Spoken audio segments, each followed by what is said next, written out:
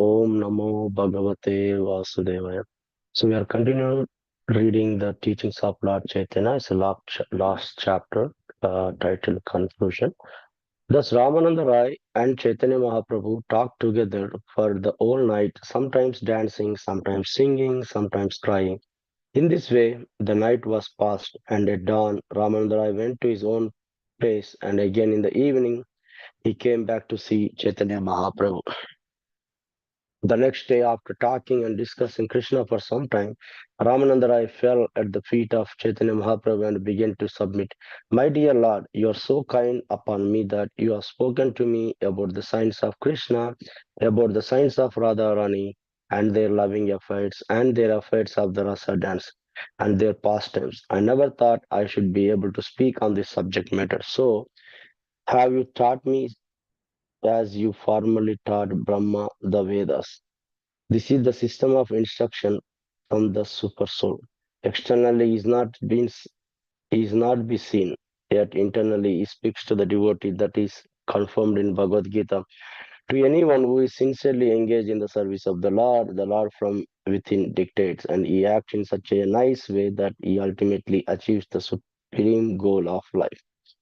When Brahma was born out of when Brahma was born, there was nobody else to instruct him. Therefore, in the Vedic literature, we find that Supreme Lord himself instructed Brahma about the Vedic knowledge through his heart. The same thing is also confirmed in Srimad Bhagavatam, second canto, fourth chapter by Sukadeva Goswami.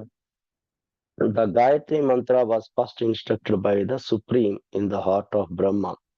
Similarly, Sukadeva Goswami prayed to Lord to also help him in speaking Srimad Bhagavatam before Maharaja Parikshit. The first verse of the first canto of Srimad Bhagavatam describes the supreme absolute truth. Who instructed Brahma through the heart? It is stated there by Vasudeva, the author of Srimad Bhagavatam. Let me offer my respectable obeisances to Sri Krishna, the Supreme Personality of Godhead, who is the cause of cosmic manifestation, its maintenance, and its dissolution. If we scrutinizingly try to understand the supreme truth, we can understand that he knows everything directly and indirectly. He is the only supreme personality, fully independent, and it is he only alone who instructed Brahma as the super soul from within. Even the greatest learned scholar becomes bewildered about understanding the supreme truth because the whole perceivable cosmic manifestation is situated in him. Although this material manifestation is a byproduct of fire, water, and earth, still it appears just like the truth. But it is in him only that the spiritual manifestation, the material manifestation, and the manifestation of living entities, everything rests. Therefore, he is the supreme truth. Sri Ramananda Rai continued to speak to Lord Chaitanya. Sir, first of all, I saw you as a sannyasi, and again I saw you as a cowherd boy. Further, I see before you a golden doll. Due to the presence of the golden doll, your complexion has become gold, and yet I see your complexion to be black as a cowherd boy. Will you kindly explain why I am seeing you with such different complexions? Will you kindly explain to me without any reservation? Lord Chaitanya replied, it is the nature of highly elevated devotees to see Krishna in everything. Whenever they see anything, they do not see form of that particular thing, but they see Krishna. This is confirmed in Srimad Bhagavatam 11th canto, second chapter, that a person who is highly elevated in devotional service sees the super soul, Krishna, who is the soul of all individual souls. A similar passage is found in the 10th canto, 35th chapter, in which it is stated that all the creepers, plants, and trees full with flowers and fruits were bent over on account of the ecstasy of love for Krishna, because Krishna was the soul of their soul, and those trees and plants, after Krishna manifested before them, were growing thorny. Lord Chaitanya then continued to speak, addressing Ramananda. You have the highest conception of the pastime of Radha and Krishna.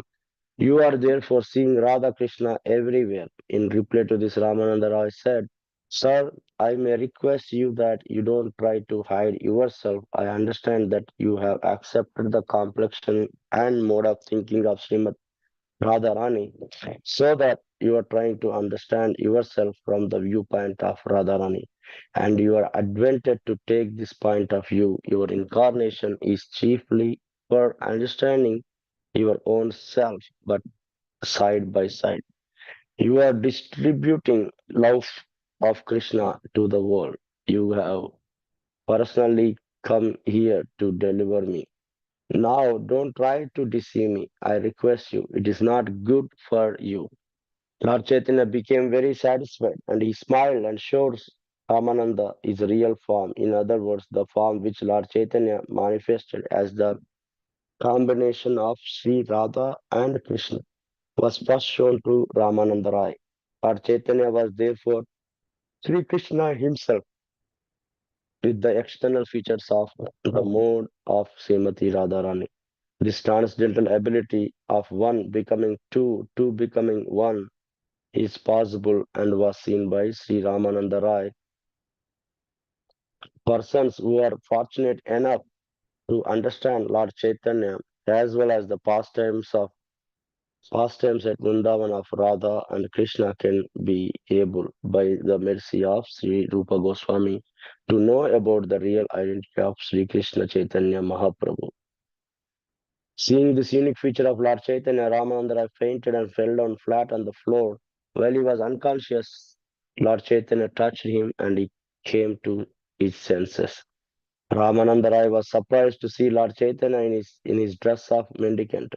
Lord Chaitanya then embraced him and pacified him and informed him that nobody had seen this form except himself. You have understood the purpose of my incarnation, therefore, you are privileged to see this particular feature of my personality.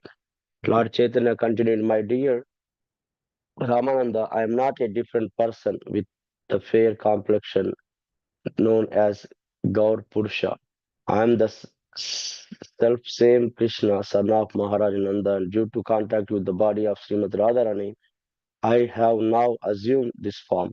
Srimati Radharani does not touch anyone else but Krishna, and therefore Srimati Radharani has influenced me and with her complexion, mind, and words, and I am just trying to understand the transcendental flavor of Krishna's relationship. No one should therefore eliminate Lord Chaitanya from Sri Krishna.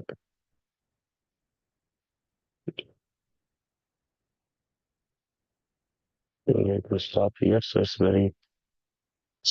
very elevated topic. I think in the conclusion, as the conversation between Ramananda Rai and Chaitanya Mahaprabhu being summarized are here, and so far Chaitanya Mahaprabhu asked different questions, and Ramananda Rai replied, and just for benefit of the devotees.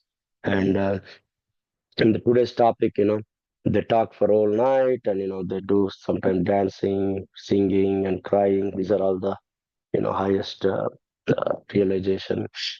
Uh, Um,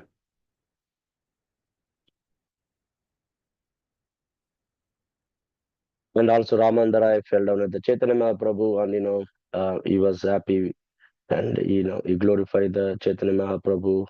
You know that because of your mercy, I can know all these things, that you are making me to tell, what you are, and make me tell about Krishna and pastimes and Radharani and all the efforts of rasa dance and so on. And also it's explained here, right? The our system of instruction, comes from Krishna and Parampara, and also for the pure devotee, Krishna as a super soul, make them reveal and tell the absolute truth.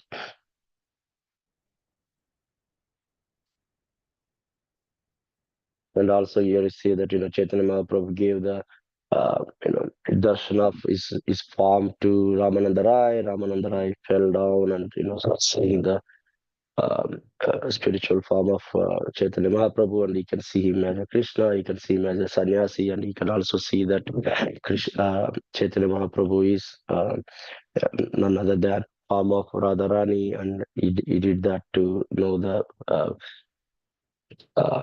feelings of Radharani and the Krishna.